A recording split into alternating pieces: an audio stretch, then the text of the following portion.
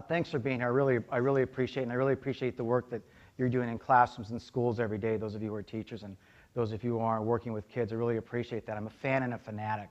I'm a fan of classroom teachers because I believe if there's any magic that's going to happen in schools, it's going to happen between you and students, obviously. We could talk about everything else in the world, but there's just something about you in a classroom with a group of kids that really makes a difference. And that's what I'm going to be kind of talking about a little bit today, is your reaction, your responsibility in terms of safe schools, reducing the levels of violence in schools, creating harmony and peace in classrooms. You're the ones who's going to really make that happen. I mean, we could talk about administration, all the other things, but you really are the people who are going to make that happen. So thank you. So I'm going to talk to you a little bit, and I'm going to give you a test. I bet you didn't expect a test today, did you? No, so now you have a chance to walk out.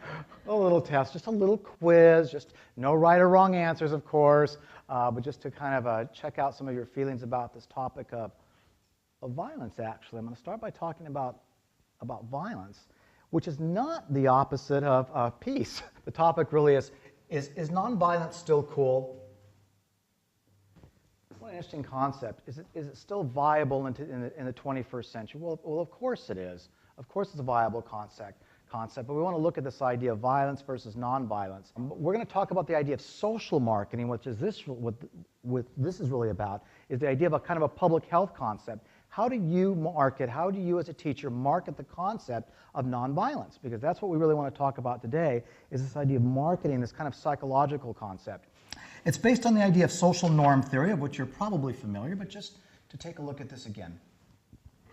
We're going to look at social norms because violence, in a sense, is a social norm. It's a way of acting toward others, a way of behaving toward others.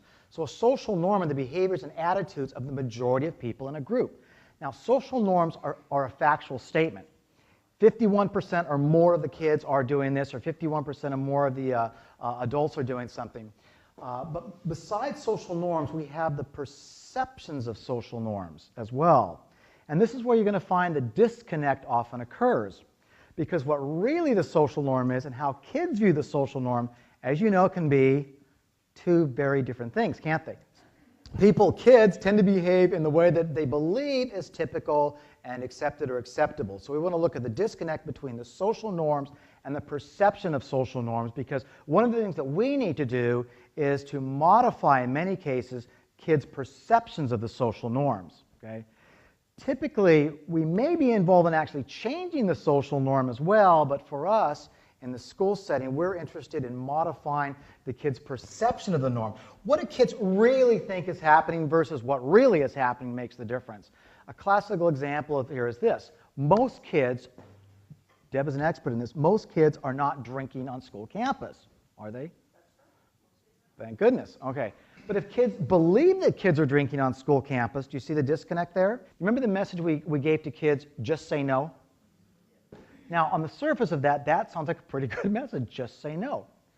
But the social marketing people took that and they began analyzing that, and they said, well, just say no for adolescents tended to bring out the idea that everybody was using drugs, and so you have to be careful out there because you see how that produces kind of a social norm around that? Do you remember there was a time when we kind of went through this idea of, well, let the kids solve their own problems.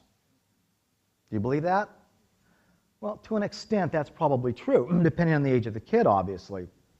But what we find is when there is an inequity, when there's an imbalance of power, then you have to step in because kids can't solve those problems alone.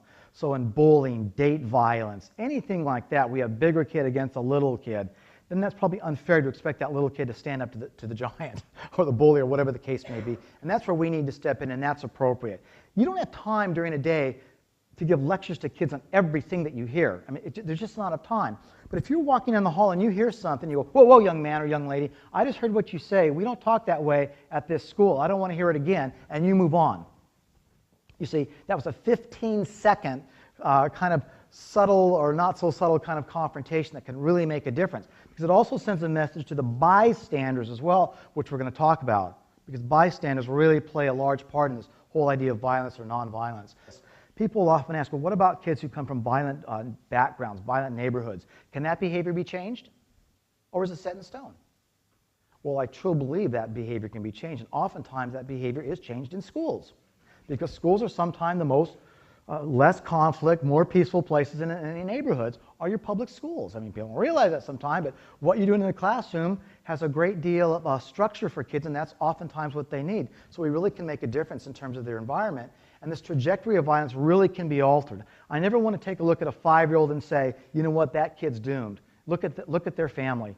There's no way we can help them now. They're 5 years old. You think that behavior can be changed at 5 and 6 years old? Of course it can. But the only way it's going to change is by people like you who are working with that kid every single day, sending much different messages than that kid may be receiving at home, right?